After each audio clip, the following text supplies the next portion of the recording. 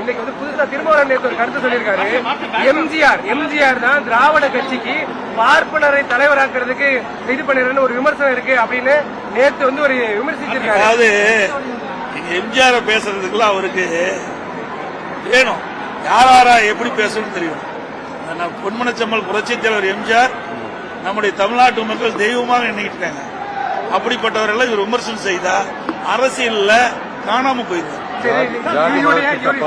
இரண்டாவது, அதிமுக பொறுத்த வரைக்கும் நான் ஏற்கனவே பல பொதுக்கூட்டத்தில் சொல்லிக்கிறேன், ஜாதிக்கும் மதத்திற்கும் அப்பாற்பட்ட கட்சி. ஒரு ஜாதியை வச்சிடலாம் யாருமே அரசியல் பண்ணுவது என்பது இயலாத காரியம். இன்றைக்கு தமிழகத்தை பொறுத்த வரைக்கும் பொன்மனச்செம்மல் புரட்சித் தலைவர் எம்ஜிஆர் காலத்திலும் சரி, இதையும் புரட்சித் தலைவர் அம்மா காலத்தில் அவருடைய மறைவுக்கு பிறகு எல்லா கூட்டத்திலும் நான் பேசி வரேன். அதிமுக பொறுத்த வரைக்கும் ஜாதிக்கும் மதத்திற்கும் அப்பாற்பட்ட கட்சி. எங்களுடைய கட்சியில எத்தனை பேருக்கு இருக்கிறாங்க, எவ்வளவு கட்சி, எவ்வளவு ஜாதி சேர்ந்தவர்கள், எவ்வளவு மதத்தை சேர்ந்தவர் எங்க இயக்கத்தில் இருக்கிறாங்க.